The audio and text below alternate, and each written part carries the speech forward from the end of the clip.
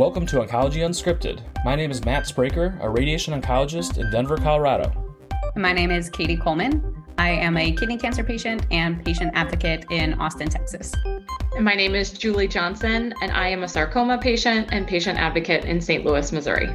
We're teaming up to meet in the middle for a candid and educational podcast about cancer that is intended for patients, doctors, and their teams. This show and our opinions are meant for general informational purposes and are not medical advice. We encourage you to reach out to your doctors to discuss your individual case. Thanks for listening. Now let's get on with the show. I think today we were going to talk about ASCO, right? I'm super excited to hear this, actually, because I think as a physician, we have these conferences. We talk a lot about being more inclusive for patients to like go to them or learn from them. And this is the first time I've ever had the chance to talk with two people who have actually went and to kind of hear your experiences there. And then I know we're going to talk about one session, right? Because I was able to watch that this morning. Yeah, we missed having you there at ASCO. The highlight for ASCO for me might have been when Julie and I saw each other and really realized who each other were at the same time. She was scanning the room in the patient advocacy area. I think probably looking for someone else. I don't know. Yeah, I had just gotten lunch, and the person in front of me, I was with the person in front of me, and I didn't know where she went to sit. And so I was standing there where did she go? And then all of a sudden I saw you from across the room, is that you? Hello, hi. Yeah, she did one of those, her jaw dropped and was oh. You never met. Yeah, we've never met in person, which is crazy after interacting kind of online and through the podcast for so long. It's a weird, this is a weird artifact that's a new thing in my career in the last maybe 5 years or 4 years since Twitter has been more of a thing. That I have several friends. We were actually just, so ASTRO is our big conference. It's in October. And I have a chat with several radiation oncologists, and 2 or 3 of us have never met in person. And so we're excited to meet. The other thing is, if you have a lot of followers on Twitter, if you're pretty active, people will come up to you and say, I know you from Twitter, which is super embarrassing. And yeah. Did anyone do that for you, Katie? I know you have you have a ton of followers. That's I had 1 or 2 at this conference, but I had it at the kidney cancer specific conferences, and they're usually at first it caught me off guard because I'm oh yeah, that's all out on the internet, and I'm in real life now. And I didn't expect people to recognize me, but I actually think it's pretty cool. It's really neat to be able to meet with folks you've kind of been interacting with online. And finally get a chance to meet in person. Before we get started on the ASCO thing, should we highlight what ASCO is? I feel Matt, you might have the best description of what that is, since it's more physician focused than it is patient focused. You want to kick us off with describing what ASCO is? Yeah, I was trying to pull up the acronym so to get it right, but I think it's American Society of Clinical Oncology. Is that right? That sounds right. Okay. So they're a very large society. They're a nonprofit that is essentially a medical society. So this is a group of people that put on activities throughout the year. They do educational things for patients and other doctors. And what I mean by that is they'll do guideline publications. They'll they'll put out patient education booklets and doctor education booklets.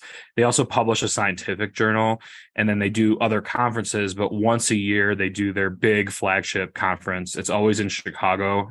When you're that size, there's only a few cities that can accommodate that size of a meeting. So it's usually Chicago or Houston or Florida. But they're always in Chicago, always in April, I think, or May. And it's kind of if you're a huge fan of medical oncology research, it's the Super Bowl event of the year, where new research is being released. And just for context for patients that might be listening, in my opinion, it's actually the biggest oncology conference of any field, because even so radiation oncology is a very small field compared to medical oncology. There's just a lot less of us that are radiation doctors. But the biggest studies that are related to radiation these days seem to be going to ASCO and not radiation specific conferences. Again, just because the news coverage, the platform is just so much bigger. Just because, again, partly because medical oncology is a larger field, but also it's just ASCO is just an enormous society that kind of has a very prominent presence in the oncology kind of space. I don't know if that's a good enough description there. And don't they have smaller meetings throughout the year that might be disease specific? I went to a GU one in February that was GU focused. So they have genitourinary, they have gastrointestinal, or GI is like ASCO GI is another big one. They also will have like officially licensed meetings or summaries of the meeting that are presented in other countries sometimes, or like locally. Like a lot of centers will do like the best of ASCO or the updates of ASCO like locally in their cities, to bring back what they found. So it is a scientific conference. The other thing we can kind of say is it's actually a trade show as well. So I don't know if you had a chance to see the exhibit floor when you were there, but these conferences often have a bit space that has like, I know that I've never been personally, but I know there's like one of the companies does these espressos where they put people's pictures on the coffee. That's like one of the things you'll see in the exhibit hall. And then more and more they seem to be doing like the patient advocacy lounge. I don't know that our version of this conference has that. So there's kind of more and more things, I think, to facilitate networking and interaction between doctors and patients and other people that might go, industry members, stuff like that. Yeah, I think there was okay. I was just going to say one thing I think that's worth highlighting too is like when I first heard about ASCO kind of earlier in my diagnosis, and I knew it was kind of a big conference that research papers were being presented with, because I'd always follow along on Twitter and see like the latest papers and updates coming through as people were posting pictures of the presentations. But there's actually a patient version that you can access online for free. You do have to either be an ASCO member or you have to contact them to get approval by basically showing that like you're an advocate or you work for a nonprofit, that kind of thing.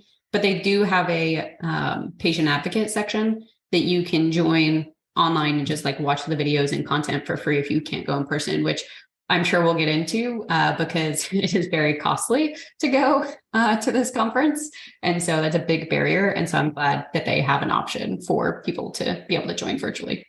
I didn't know that when you brought it up on Twitter. We should definitely link that so people are aware. It's really awesome. Not a lot of societies do that where they kind of give it away to free for patients. I think it's really important. Yeah, for sure. So I think that covers kind of what it is. We should, I guess, if people aren't familiar too, I mean, the biggest part of it is releasing new scientific data, right? So like scientific conferences are usually organized where there's presentations. And so especially with ASCO, that people will talk about the plenary, which is like the biggest presentation kind of, I guess, event during the meeting. And so this is where people release the findings of their new studies. And it's a big deal. They're often embargoed. So like people will have a buildup where they're going to release the results of the study and you can't talk about it until it comes out that day. And then nowadays they'll even coordinate a release of the paper in a journal with the presentation so people at home can like read the paper, which usually has more details. And then of course, we'll talk about this, but the pharma industry has really a lot of close connections to medical oncology and it's big business. And so some studies are heavily marketed by the companies. And so there's a big news cycle that comes around with these studies, and you'll get articles about the studies in mainstream papers like the Wall Street Journal and the New York Times around the time of ASCO. So it's a big deal for sure. Yeah. The one of the things, so I'd love to get your feedback, Julie, on kind of what your impression was too, but I'll just share from a patient going my first time. There were two things that stood out to me, like right off the bat in the very first. I mean, I don't think it was the very first day because I don't know if everything was fully set up when I first got there. I just checked in to get my badge. But you mentioned like there's a big pharma presence or industry presence, and that is very much seen in the exhibitor hall. And there's all kinds of crazy stuff. Like there's free food, like cookies being set out that like make the space more interactive. And there's all kinds of things from like really big vendors. I don't know if they're technically called vendors in a conference like this, but very, very large ones to smaller organizations. And then they have a nonprofit section or like a patient advocate section too, which is great. But one thing that stood out for me is like, I looked at that exhibitor hall and it's huge, right? I mean, this is the biggest conference I had ever been to. So it was overwhelming just in general going into that area. But it was crazy to see how like grand that area was and how built up it was. And then going to the patient advocacy area, there was like kind of a small room. There wasn't enough tables and chairs for most folks. And it was kind of like off in a corner and not really spruced up. I really did appreciate the fact that it was there. Like we did have a place that we could grab lunch every day, and the lunch was free for everybody. And so it provided a really great way to network. I think we mentioned like that's how Julie and I ran into each other. But I'd be interested, Julie, to like if you had any of those same impressions, because it was like a very stark contrast. Like it was a reminder of like, you're not really supposed to be here, but you can come. Yeah. So it's interesting because in my past career, I worked in an industry where we had many large trade shows that were kind of similar in presence to ASCO, like completely different industry. But the nature of the exhibit hall was very familiar to me. So, you know, the big companies having big booths and having big presence and having some thing that draws people, you know, the scene was familiar to me, but this was a new industry that I was experiencing it through. You know, I did think that was an interesting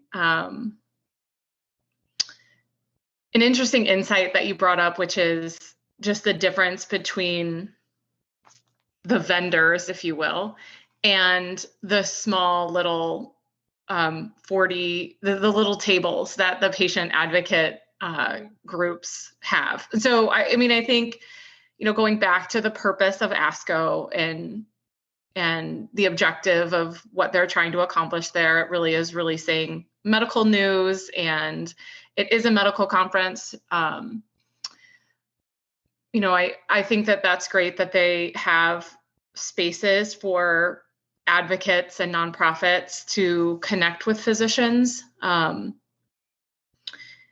yeah, I mean, there is definitely a different feel between the spaces. Yeah, I think I was just surprised from I've worked in the events industry before as well too. And so to me, I was actually kind of surprised, more of like, I'm surprised it wasn't sponsored, or like that there wasn't like, and maybe that was on purpose. Maybe like the advocacy area wasn't meant, I mean, maybe it was sponsored, but it just wasn't like apparent that it was sponsored. That's possible too. But I think that's what the surprise for me in that area was. But that said, I mean, I definitely felt very welcomed at ASCO. So I don't want that to come off as like this little area meant like we shouldn't have been there. It was just one of those like exactly kind of as you said, Julie, like this conference wasn't made for patients. And so how you fit patients into that is kind of like, I think that's how this came up. I will also say that I don't know if you went to it, Julie, but they invited the patients to the like president's dinner one of the nights. And that was like really cool to be able to go to as a patient. And it was very, very nice. So I really liked that. I will say their theme this year was partnering with patients. And so I feel like they did try to amplify bringing patients into some of those conversations. It's just interesting to see kind of how it's all laid out on the inside. I'm glad you brought up. Oh, go ahead. I just want to clarify. So the president's dinner, they just gave an open invitation. Anyone registered as a patient could just come. That was any of the patient advocates could register as long as you registered before a certain period of time.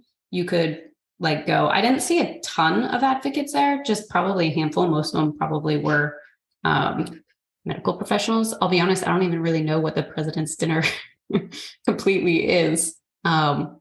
I don't know if you have any more insights on what that is, but we did register for it, and it was really cool to be able to like connect with some of the other physicians there and kind of just network.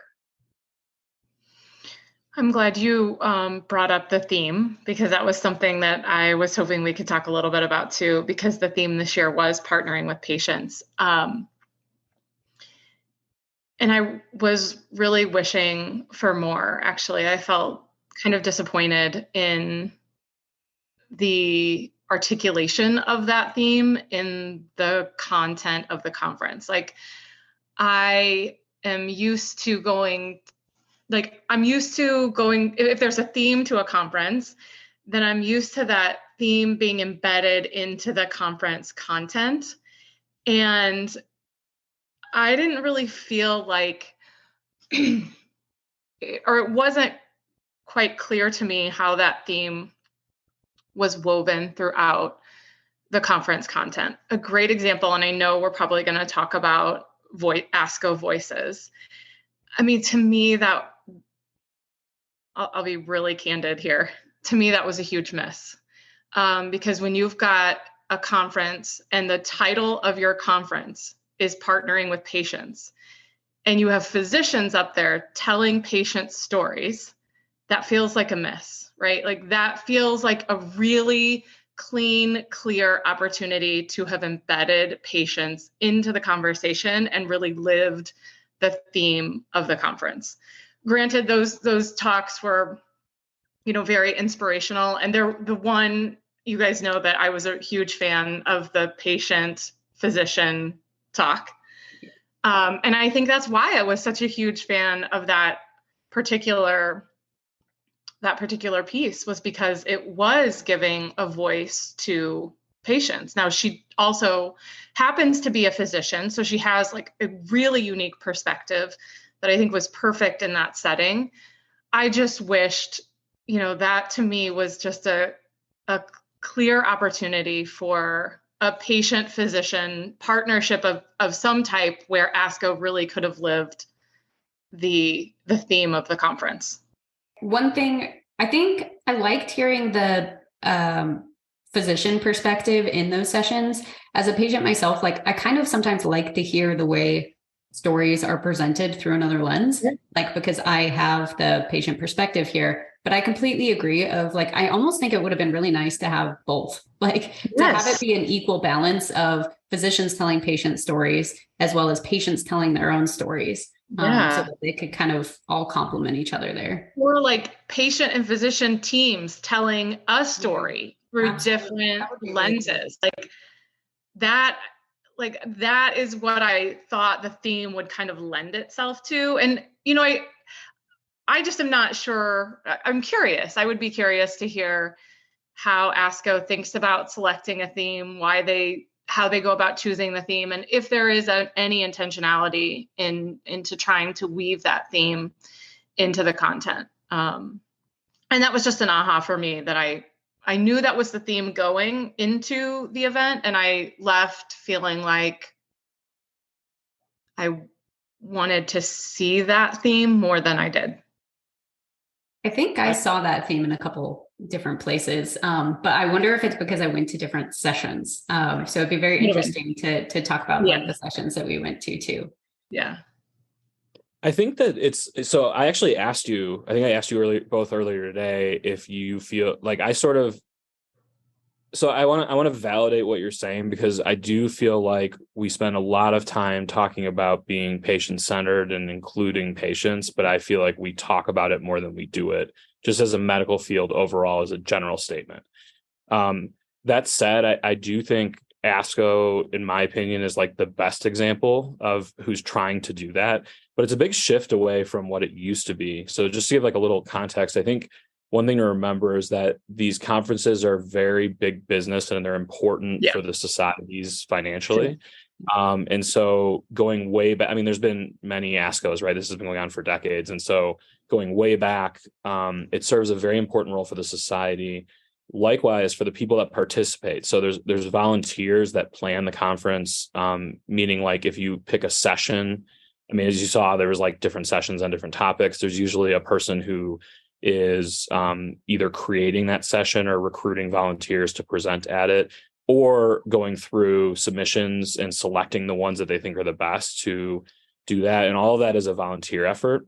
And it's such a big conference that like the person who decided partnering with patients is the theme probably had no ability to weave that theme through the people who are actually structuring the scientific content of the meeting.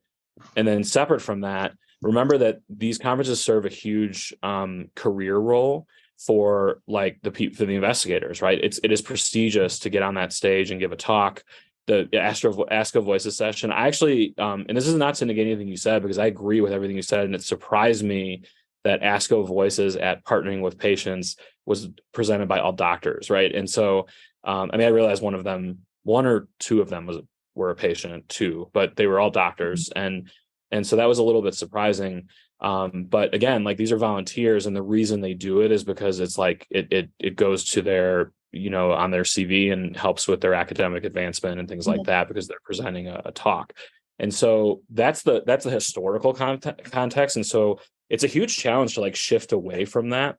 And so I think everything you said is totally valid. And I think ASCO deserves some praise for, in my opinion, doing the best job of trying to shift away from the way it used to be. It's just so hard. And like, we can talk about Astro when it comes up in October. Their theme is called Pay It Forward. People are already making fun of them, how some of their policies are not really in line with their theme. And things like ASCO has really cheap registration, or reduced cost registration for people that are coming from low-income countries or middle-income countries. They have free content for patients. So I think they really do a huge amount. And so, again, I think your comments are totally valid. I'm just trying to frame them. No, that's fair. Kind of background, because I think that No, it is to shift away from status. No, I think that's a great perspective, and one that I just don't have as a patient. So, I think it's fair to bring all that up. Yeah, and to your point, like, if they so say you wanted to ask 5 patients to come and give talks at the Voices session, like, well, are you gonna? I mean, it's kind of, so doctors, like, they have the money usually, or they might work in an institution that gives them money to travel and pay for this stuff. You're going to talk about it more, I think, but like, are we just going to tell these patients, like, yeah, we'll let you in the conference for free, but like, feel free to get there, fight the Taylor Swift track, get in Chicago, get a room, and that all has to be on your dime, because that's actually how it goes. There's just, there may not be money to pay them, and so it's kind of unfair to offer a patient an opportunity like that and then expect them to come up with the funds to kind of support it, right? So it's a huge problem. I hope it gets fixed in the future, because it would be better if they had patients in that session. So the ASCO Voices session in particular, I know, was like an audition type thing. So I also wonder if like no patients auditioned. So it was one thing that I took away afterwards. I was like, maybe I'll audition and see if they accept patient auditions for the next one, to see if it's possible. I'll say I definitely agree on what you're saying, Matt. One thing that came to mind as I was like going through, and like, this was my first experience with ASCO, right? Like, I've watched online, but this is my first experience there. And it came to mind because afterwards I shared a long tweet about my experience at ASCO, and how much I really appreciated how much like doctors took the time to chat with me, and how open folks were with like including patients, when it necessarily, like we've talked about, isn't really a patient it's not a conference meant for patients. And so I really appreciated being included in those conversations. And it was a comment on that post from another patient advocate that really kind of got me thinking about kind of exactly what you talked about, Matt, of how far along this has probably come. Is there was a patient that's been advocating for a very long time. And she mentioned like the first conference that she ever went to, she had to sit in the back of the room and was told not to kind of speak up or say anything. And what a long way we've come now to where we are now, whereas I'm entering the space and I haven't been in this space before, right? So these are my like fresh set of eyes, kind of how I'm interacting with it. But I imagine that even having like a patient lounge, or there was some dedicated sessions just for patients. I imagine even just having those things in general, like, that's a massive step from probably where they started. And so, like, a patient that might have tried to interact like before they allowed patients, like, that's a huge win to be able to include some of those things. I think it just can continue to expand. And I would like to see it pushed and expand a little bit further. I mentioned in that thread that I posted on Twitter, like, I think we all met on Twitter as well. It's a space where I think patients and medical professionals are interacting a little bit more than they would just outside in the general world. And I think that's enabling a new level of collaboration. And so I would like to kind of see that further expanded on. In my thread, I mentioned like, I don't want it to be a one-sided relationship. Like, I just don't want to be able to, like, even on this podcast, ask a bunch of questions to you, Matt. Like, that should be a two-sided relationship where you ask questions to us, which is something that you've done as well. And we're all learning from each other, as well as like being a patient with a larger following. Like, I can also help amplify efforts and stuff like that on my end too. So I do think that there are very, very real ways that patients can partner with physicians to create like a better ecosystem for everybody. But it's very long, rambly rant there. I think they're fair points. I mean, Julie, did you overall have like a good experience? I mean, how do you feel like I did. Yes, I did. Yes. Well, one of the things I was curious about is I knew you had been to other trade shows of other industries before.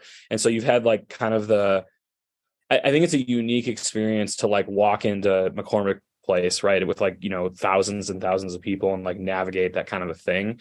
I remember doing that for the first time as a graduate student. Like, it was a neuroscience conference, so it was a different thing.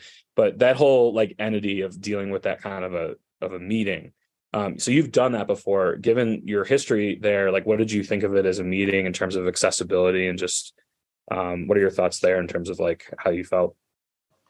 So I mean, I think overall I had a great experience at ASCO. I would definitely want to go again. So one of the things that was unique about my experience was that I was attending as part of a nonprofit, and the nonprofit that I was attending with had a booth in the advocacy pavilion. So my role at ASCO really was to help man the booth and to help the nonprofit that I was working with. So that's where I actually spent most of my time. Now, there were a number of other volunteers that were with the nonprofit as well. And so we were able to schedule our time at the booth so that we also had time to attend sessions or, just walk the exhibition hall. And I think for me personally, I'm really glad that I had a nonprofit that I was attending with. I'm glad that I had like a small core group of people, because I think that space can feel really overwhelming if I was just a single patient walking in to ASCO. Like, I think just for me, that would have been overwhelming. I think probably for other people, they would have a different response to that. So I really found benefit to being part of a smaller group that I could kind of team up with. So, I felt like I had like my little buddy system that I could travel with. And within that buddy system, there were some science-minded individuals that I kind of joked were a little bit like my tour guides who had been to ASCO before and kind of were showing me the ropes, if you will, introducing me to people and things like that. So I felt like for me, having that experience while being part of a nonprofit made it a lot more meaningful and made it almost like more accessible, I think. Even working at the booth, I feel like I'm not sure I would have made some of the connections had I not had the booth as a way to start conversations with people. So I think that was really helpful for me.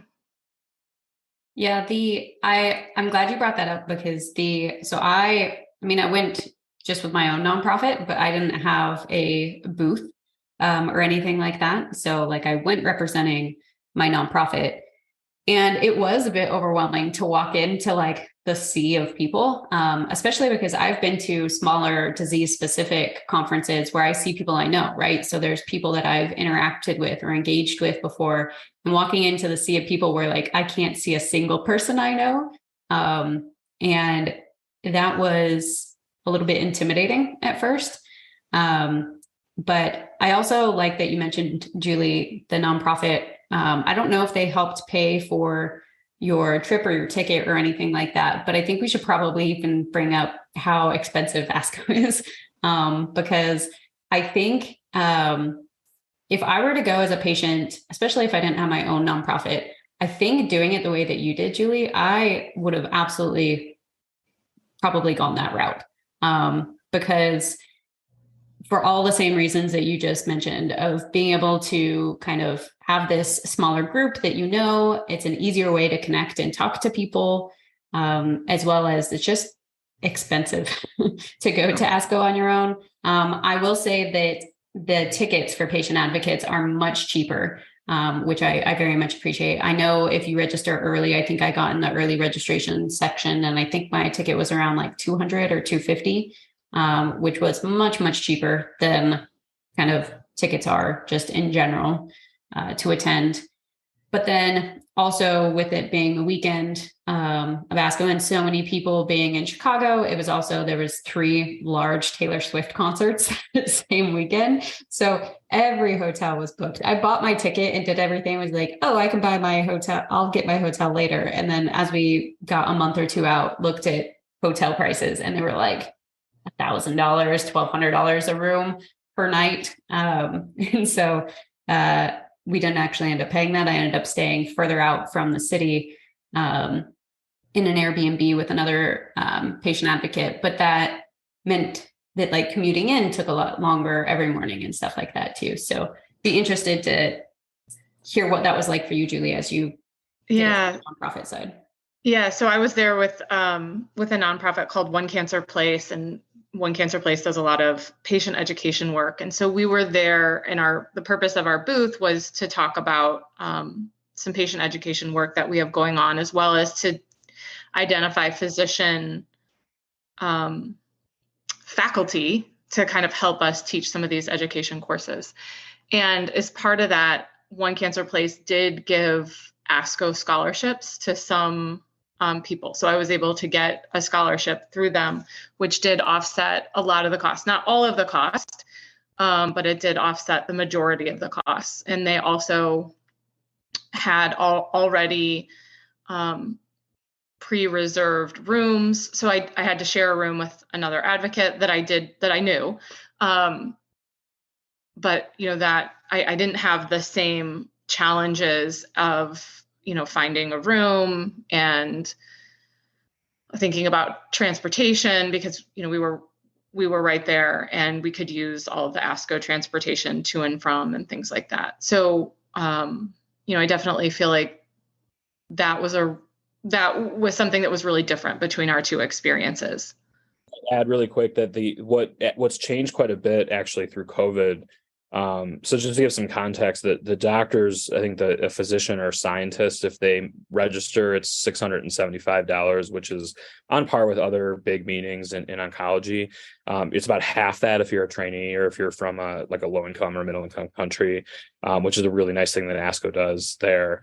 But what really has been a huge burden, in my opinion, is the cost of going. Like flights and hotels are so much more expensive in the last couple of years than I remember them being even 3, 4, 5 years ago. And that personally for me has made me go to a lot less meetings. It's just so expensive, and like it's still work, right? So you're like traveling somewhere to work for 4 days and pay $600 a night to stay in a crappy hotel. It's like, I don't know. It's a tough sell. Unless you're going to the biggest meeting of the year, which is ASCO, right? Yeah, so I live in St. Louis, so the flight to Chicago is usually really affordable, and you actually used airline points to get there. But I don't know that I would have. I'm not sure what my experience would have been like had I not had this nonprofit. I just don't know that I would. I think I probably would have just been really overwhelmed with the whole thing had I not had that like other connection and other reason that I was there. Yeah, that Matt, what you mentioned brought up a question for me. When you go to these conferences, are they paid for by like your institution? Are they paid out of pocket for you, or kind of what does it look like from the physician side? Yeah, so it'll vary a lot And so my answer is mainly US based physicians, because I obviously have very little experience with being out of the country. So for US based physicians, it's for people who are in academic jobs. And so what I mean by that is they're usually at a university, hospital, or at some place where some portion of their job may be related to research or engaging in the academic endeavor in other ways. They'll usually have funds for that. And they'll have more typically than people that are in what we, I guess, call community practice jobs, where like your kind of main job is to just be a doctor and you don't do research, or you might do light research, but there's not as much of an expectation to engage in that. And so the funds for the year could be anywhere from, in my career, I've had anywhere from 3,000 to 8,000 for the year. But that also includes, so like oncologists that are members of ASCO, they have to pay an additional membership fee annually, and then they also pay for conference registration. Some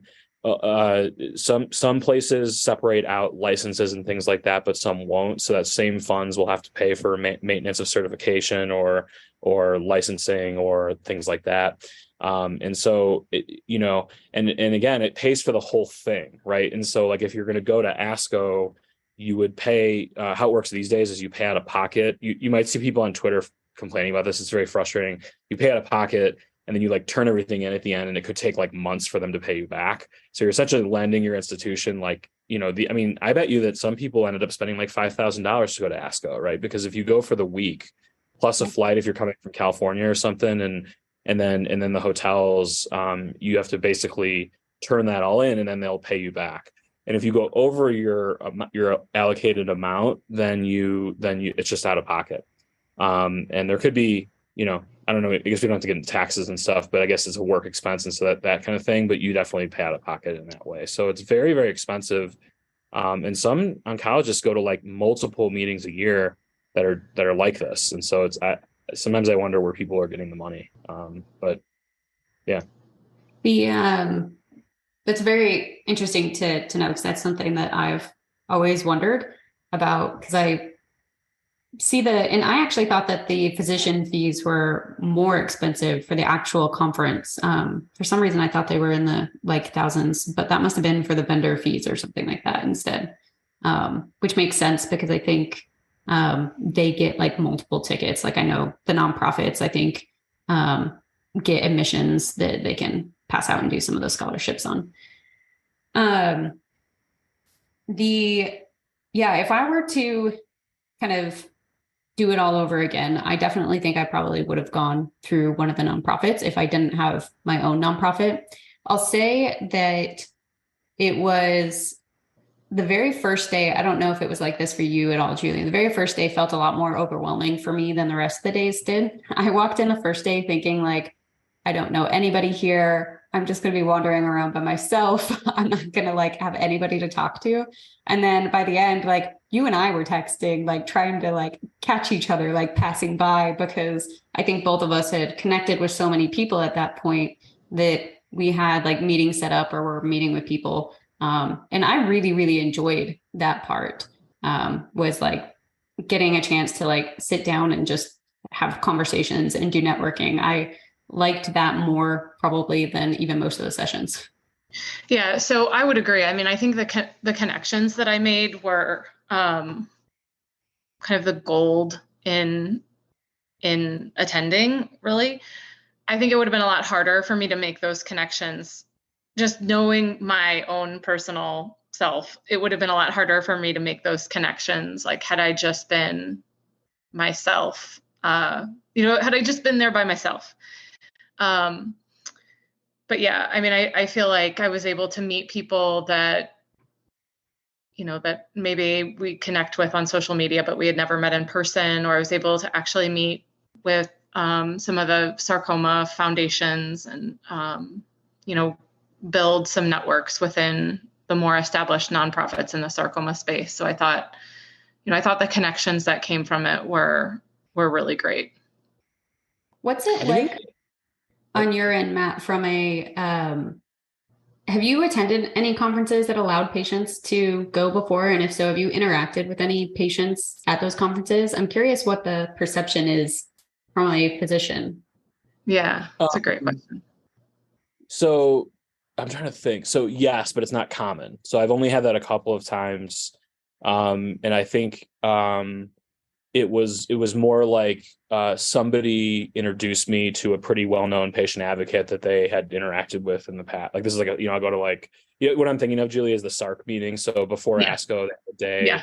there's a foundation called SARC that runs clinical trials in sarcoma. They're a really good foundation. And in my old job, I used to go to that meeting, and I like would go with my team from where I worked, and they would introduce me to like some advocates that would be at SARC that are like pretty, you like know them from Twitter, you know them from other things. And so that's probably the best example. Most of the time, the conferences are. Actually, let me take a step back because I wanted to. Both of you actually. ASCO should view this as a win, in my opinion, because you're both expressing like you felt welcome at the conference, which is a huge deal. Definitely. I've Yeah. Yeah. Yeah. I've kind of been going to conferences since I was my first year of grad school. So like I guess what like 12, 13 years now.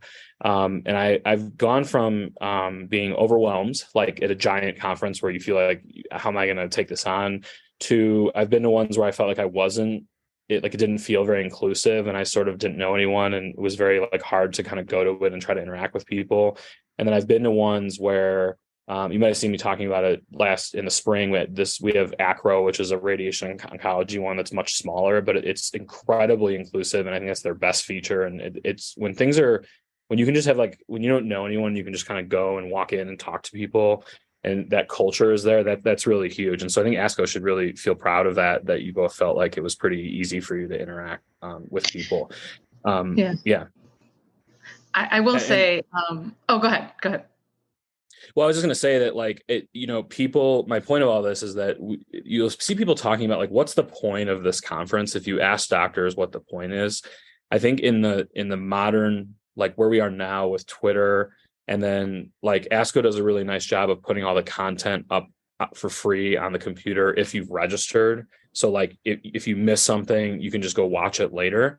I think, to me at least, I would guess most people would say that networking has become the most important part. And so, I was having a conversation with someone that plans conferences for our field, and I was just like, you have to really, really leverage that now, because to me, that's what differentiates a good from a bad conference. And it sounds like ASCO does a good job of that in a place where with so many people, it can be so overwhelming, like just with how many people you have to try to meet and talk with. So Yeah. I don't know. There's a windy answer to, I don't even remember what you asked at this point. I will say, so Katie's original question was about what is it like for you as a physician to have patients at conferences and stuff like that. I will say that I found myself not really, like I was not, I kind of didn't want to interact with physicians at ASCO. So I actually, through the nonprofit that I went with, we had some dinners that we were invited to and things like that. And so I feel like the interaction with physicians, was really great there. But I found myself really intimidated to interact with physicians at ASCO. Like I felt like, okay, they need to interact with their colleagues, and like I don't want to go interject with any of what's happening. And so I just found myself just a little bit more reserved, at the actual meeting, less so at events that happened afterwards. But that probably is also just me being me. I'm going to push a little bit further on your answer there, Matt, because this is an area I actually really do want to dive into, because I felt the same way, Julie. The physicians I met with are physicians that I knew through Twitter or had already had established like relationships with. And so like there's physicians that like I even actually wanted to meet with at ASCO, but I was like, they're going to be too busy. I don't want to interject or like take away from their time. So I'm not going to. So there were like other appointments that I had like already made and pre-planned for there. But I'd love to get your perspective a little bit more, Matt, from what is just your overall perception of having patients at these things? Like if a patient approached you at a conference, would that be like a welcomed interaction? Is it like kind of a distraction? I realize that's kind of a loaded question to ask, but just not understanding kind of, we're not kind of made to fit in the spaces specifically. So kind of what is that perception on the other side? Yeah, no, I would like it actually. I personally would. I think I guess I guess I would wonder like what people would want to say. If it's just to meet face to face and be like, I follow you on Twitter or whatever, and I like what you tweet or talk about studies or whatever. I think that's good. It would be tough, I would admit, and this does happen, believe it or not. Anytime you like host an open space where you have patients like have free interaction, like someone will inevitably ask you about their case. And like that part, I would just kind of tell them like, this is not a good place for us to talk about your case. Like, and I'm not your doctor. And so it's kind of, that would sort of be probably that's the one thing that might be a little bit difficult. The other thing that keeps coming to mind when you guys are both talking though, is like, when you're early in your career, like one of the big roles of conferences is to try to network, to meet with people, to like maybe try to get a job. And so I was actually thinking about how it would be really nice if patients felt more comfortable approaching doctors at these meetings. But now you've added another group of people that should have access to those doctors that's now going to try to is going to have kind of anxiety about meeting with them, because what you're saying, I actually have been through as a trainee, trying to meet with doctors who might be hiring in the future, that kind of a thing. And it's very hard to like walk up to strangers at a meeting, especially if you know who they are and they don't know who you are, especially if they're like in a circle talking to friends, that kind of a thing. I would not be mad if somebody interrupted me. One question I would have for you is, do you think that would be different if it was like casual dress, or does that not matter? Because you kind of said you felt more comfortable at the nighttime events versus like the meetings. Because the nighttime events I felt like were social. They were social situations and everybody was kind of mingling. And so you were making small talk with lots of different people. But at the actual meeting, I don't know, somebody could be on their way to a session, or I remember there were a couple sarcoma oncologists that are really well known that I maybe would have said hello to, but they were like, in a pack, like having conversation. And I wasn't just going to go like walk up to that group and say, hi, I'm a patient. And so it just never really felt like there was a great time for that. Cause I always felt like I was interfering in something, because one thing we haven't really talked about is just how jam-packed ASCO is from an agenda standpoint, and how there's just so much material to take in. And I didn't want to get in the way of a physician doing what they're supposed to be doing at ASCO, which is like learning and connecting and networking and things like that. I will say one of the places that I felt most welcome, and this was probably my favorite part of ASCO, and it was an unexpected favorite for me, were the poster sessions. Yeah. I had made a very detailed agenda before going to ASCO, and there were certain things I didn't want to miss. And I had kind of, when I look back at that agenda, the agenda was very session heavy and less so on the posters. But I actually probably would flip that next time and spend more time at the posters, because I felt like the posters were this really unique place for me to sit with content for longer than you were able to sit with them in a session. Plus, sometimes there would be someone at the poster who was there to talk you through the poster. And that was my most favorite experience ever, was talking to the authors of these posters. And one of the things that I thought was so cool was even seeing the reaction on their face when they realized, when I said I was a patient.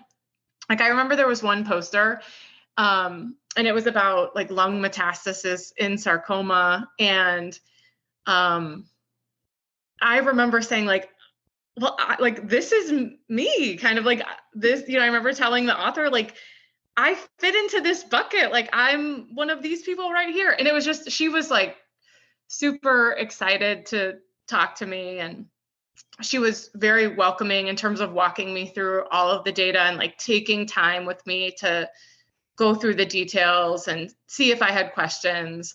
So that was a favorite part for me, and something that if I go back to ASCO again, I would probably devote more time to posters. Yeah.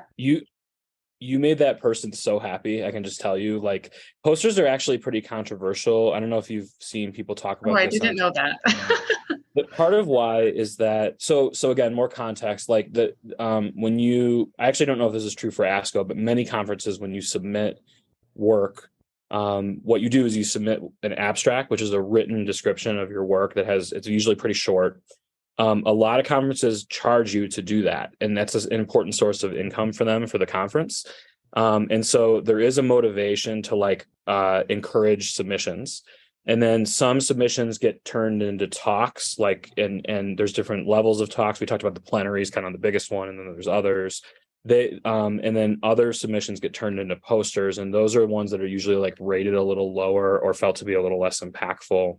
And there's some thought that in some conferences, and again, I don't think this is true for ASCO, but for some, that like they just accept everything so that people pay and go, and then like more attendees and more registrations and things like that. And the argument is like there's a little bit of toxicity there with like making people do posters for things that like probably shouldn't be a presentation and whatever. And at the poster session, it is not uncommon at all to stand there for an hour and nobody comes.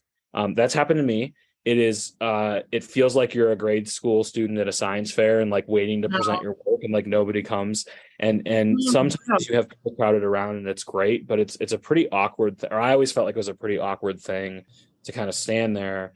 And people have said at this point, like, you have to layer on that you have to carry it with you on the plane and bring it there and then like hang it in the hall or whatever. And so people have argued, like, should we get rid of them or make them digital or make them offline or whatever?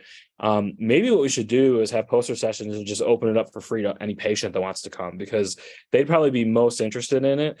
And and I bet you made that person's day, and it's really cool that excited you and you plan to go back to the poster. I guess I can see the whole science fair thing. I can see that feeling. And I remember laughing because there were a couple posters where somebody had just printed out an 8.5 by 11 piece of paper and stuck it up there. And like I said, so I was with a nonprofit, and one of the volunteers at this nonprofit actually works in pharma.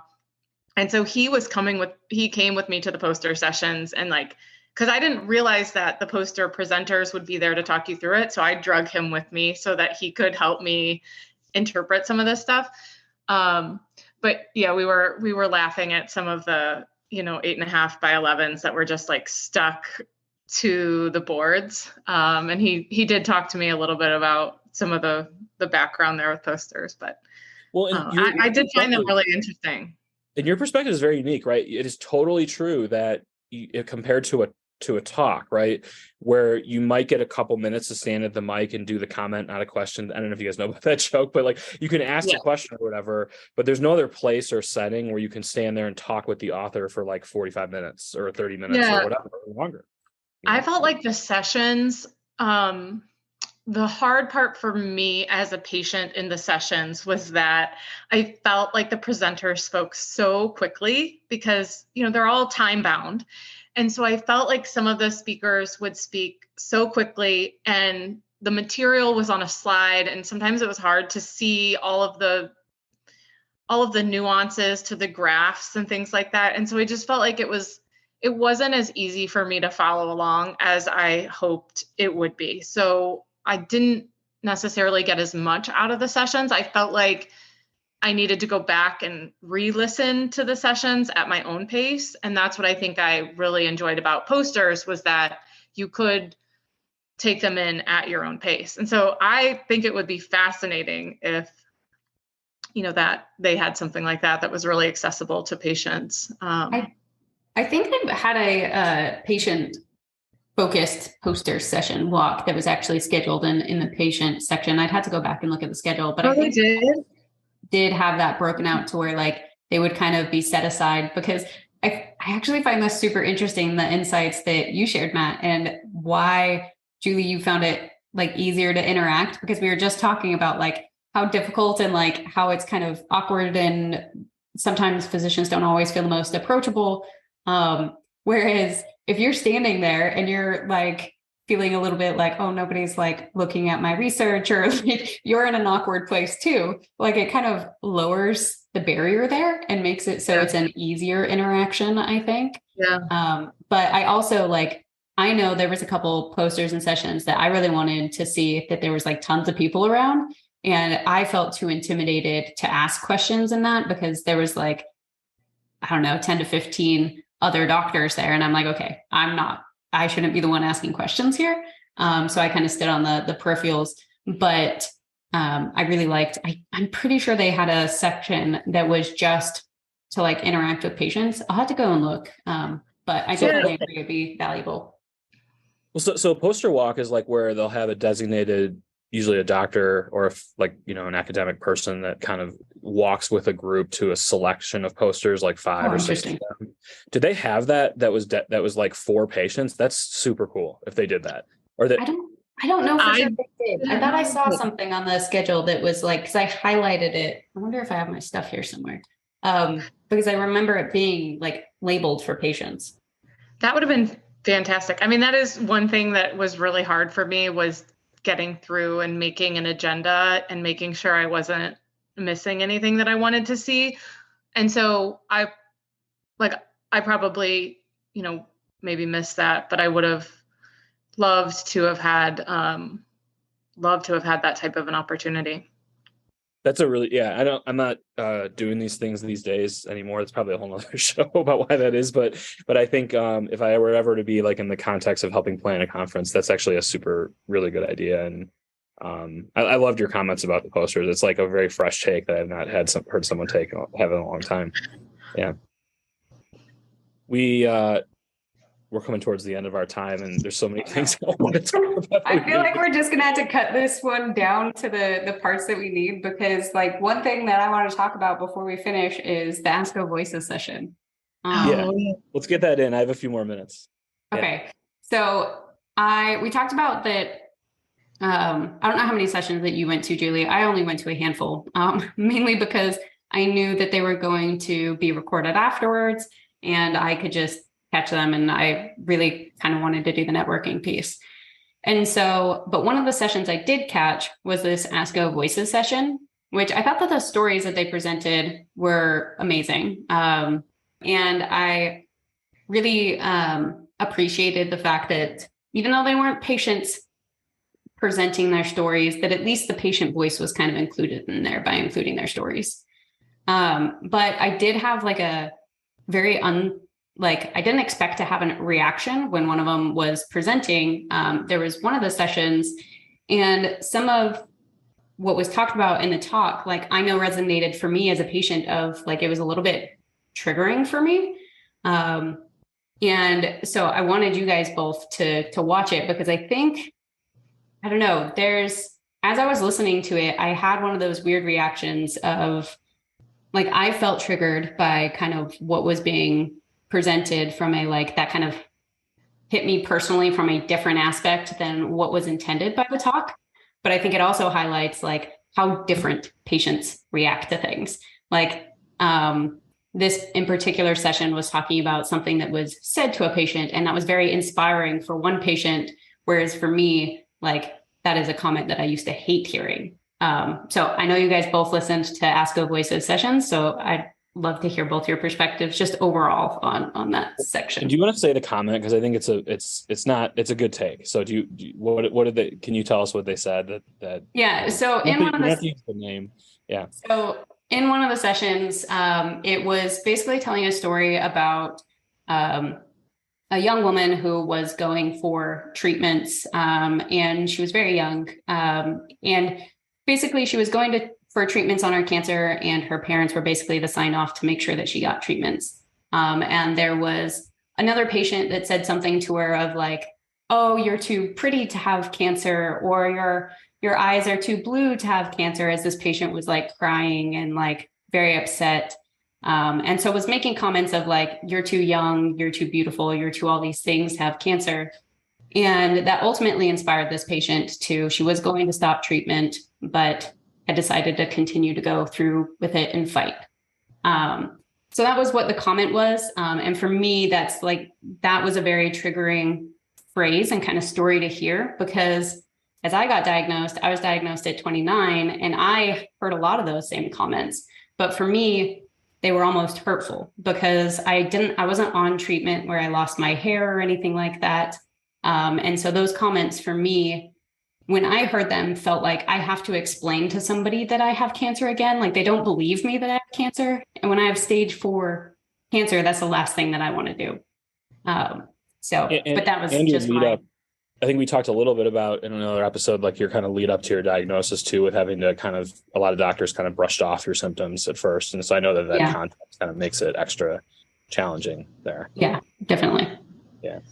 Thanks for sharing that. I don't know, Julie, if you want to comment first. I have some thoughts about that session that I did watch.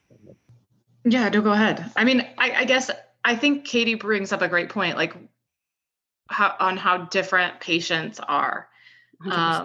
And what triggers one person may not, have the same effect on another. I mean, I know, I heard many of those comments too, like you look too good to have cancer, and like, oh, you're chasing after your kids. What are you talking about? You're fine. You look great.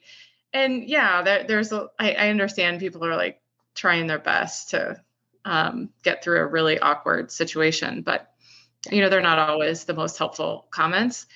But I also don't know that it is as triggering for me as it is for Katie. So I think that's just an example of it's, communicating with patients and, being in this space is delicate. It's delicate because what works for one falls flat for the other. Yeah, we I feel like I don't know if it came through, but I feel like I did mention that in the chat GPT I got it right. The chat GPT episode. One of the things is like, it's just, you're humming along and doing well with most of your patients, and your usual thing that you might say is just like the wrong thing to say to a person because of the context that, that they're going through. Overall, I think we all agreed that the session overall was good. Yeah. And some of the talks, we kept calling her Sam Squared. She has an actual name, but I can't remember what it was. We'll put it in the show notes. I thought that was the best talk of the session. It was fantastic. Yeah, she was fantastic. And, so good. It was a talk about survivorship and moving beyond treatment. And it was really, there's talks like that out there, but it was really framed really well. And she's an excellent speaker. So it was great. Yeah, that was one thing so as I listened to the session, so I spend so much time sharing my story and talking about things that there really aren't very many things that like truly trigger me anymore. And so it was one of those moments that I was like, wow, like I'm having a very like unexpected reaction to this. And it was something that I thought of as he presented, I could tell how much he like genuinely cared about patients. Like, I think that comes off in his speech very much. And like the whole speech is about the fact that entire comment inspired this one patient, right? So there are patients that can be inspired by that language. And I think that's what makes it so hard. And even part of how I asked you about, Matt, of like, what's the perception of having patients in these spaces, is because once you add them, you add this additional layer of complexity, right? Because not every patient is going to react the same to things. But I also think it's important to like provide that other context and feedback when you can, which is why like after the session, I sat with it and I was like, man, like part of me just wants to kind of mention what my reaction to that was, to add like another perspective. But it was also one of those, like, I'm not going to say that right as they get off the stage, because like, you just got up there and presented, right? Like that's an accomplishment. Like that's something that like, you don't want to hear like any type of feedback like that when you get off. But it is something that I think, you don't know the way that some things might come across if somebody doesn't ever tell you about it. And so it is one of those things that I think it is just good to talk about in general and put in the open. But I also think that it's really important to highlight the fact that like these things are just going to happen sometimes too. And are there things that we could do to try to improve language and reduce the chances of them happening?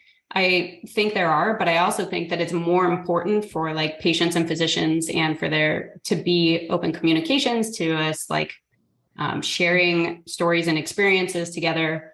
Like, I think it's more important to have those things and incorporate and improve it together than it is to like, because one reaction could be like, oh, like if somebody was offended by it, we shouldn't have taken this approach and we won't do these things in the future. And so I think it's a high priority to make sure that those things don't happen. It's just what's the best way to fit them in.